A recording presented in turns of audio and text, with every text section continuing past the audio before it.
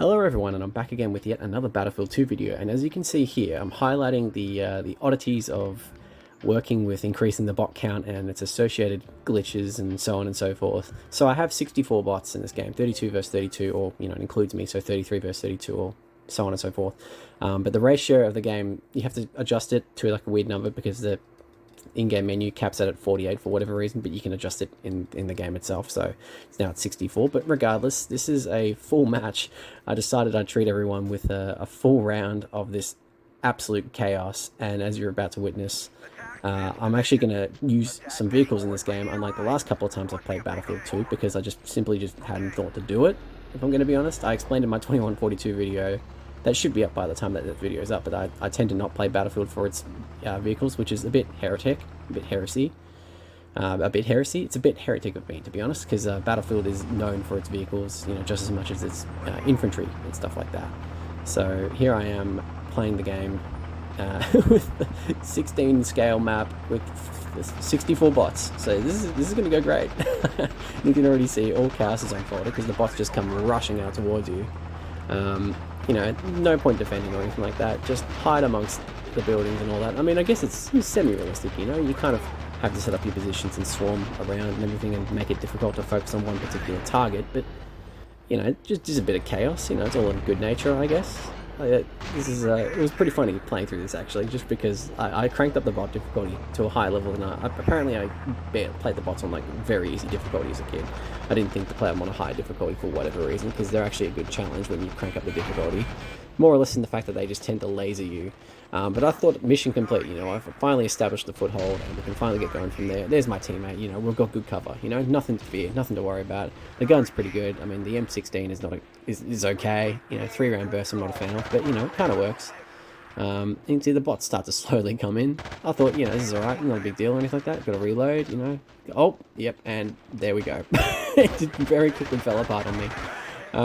So that was great. I decided round 2 we would go about things a little bit differently this time around, and I wanted to actually go into another vehicle for obvious reasons.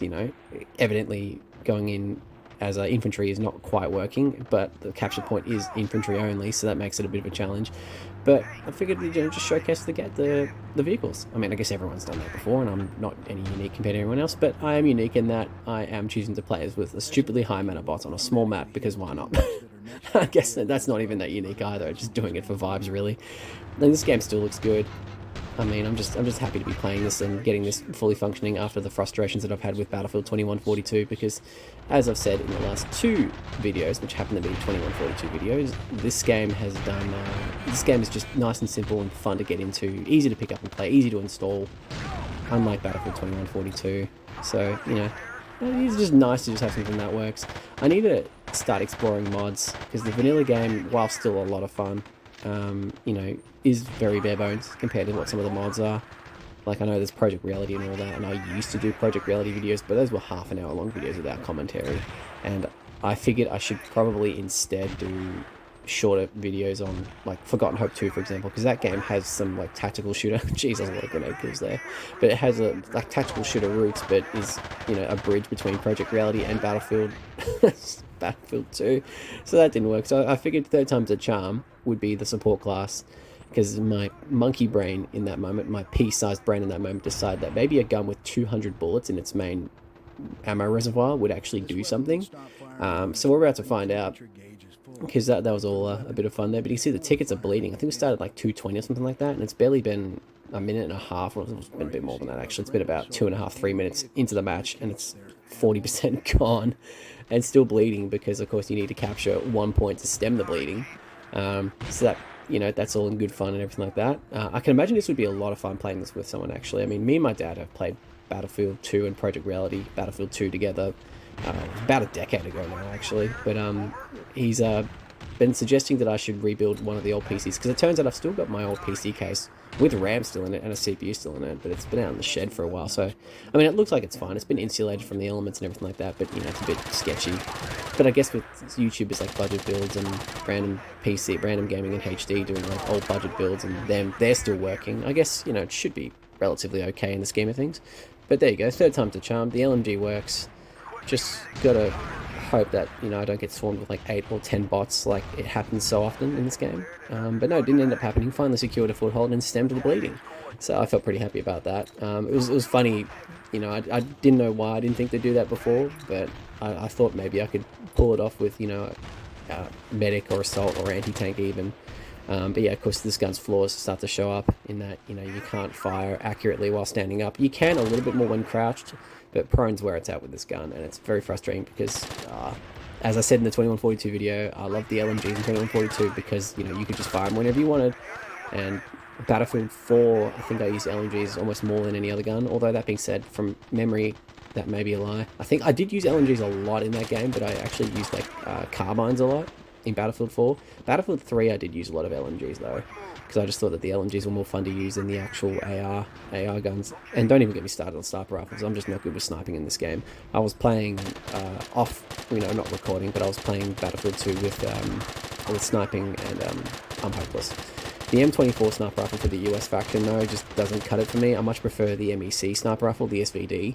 And I think the EU sniper rifle, which was the L96A1, I think it was, if I'm not mistaken. I think I preferred that one as well. So it's just, you know, I picked a gun I simply didn't like. I'll have to, you know, play as other factions at some point and do videos on other maps at some point, because I can't just keep doing the same Middle Eastern maps. It's a bit boring, and it's overplayed in the news at the moment anyway. You know, we're just here having fun playing Battlefield 2 at the end of the day, aren't we? I got revived. I was fully ready to get back into there with a different kit. I was actually getting quite bored of using this, to be honest, after that, because I'm like, cool, I've done what I need to do with it, I don't need to do anything else. And the AI understood my message and took me out pretty quickly afterwards. So yeah, so we skipped right back to the assault class, and I thought I'd maybe be able to get a bit more out of this time around. I like the grenade launcher in this game. The grenade launchers are pretty fun to use, but I was very lucky not to get taken out instantly, because clearly AI just lasered that gas tank. But yeah, the grenade launcher didn't do a lot for me initially, which was a little disappointing.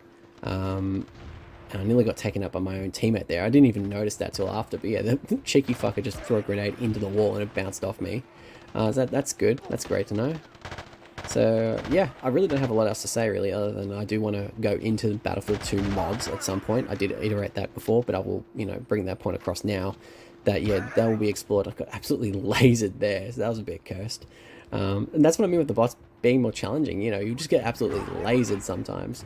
And I kind of forgot that I haven't really used the shotgun in this game, and more or less because the maps are so vehicular focused that long range gameplay is far more common than like the close quarters maps.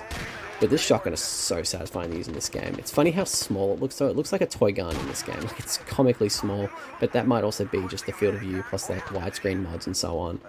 But no, the shotgun's a blast in this game. But with mods, like the download for this game, or the install of this game that I have that I've copied from, you know, an old install on my mum's old work laptop, because I installed Battlefield 2 on there for some reason. That's been kind of like in its third generation here, so I've just literally copied like the install file, because it doesn't need a CD anymore after the final patch 1.50. It's the same with 2142, but 2142 has its own issues. And you can just go straight into the game from there. Like, you don't have to worry too much about registry or a key or anything like that. Battlefield 2 Hub still works on it, no problem, which is nice.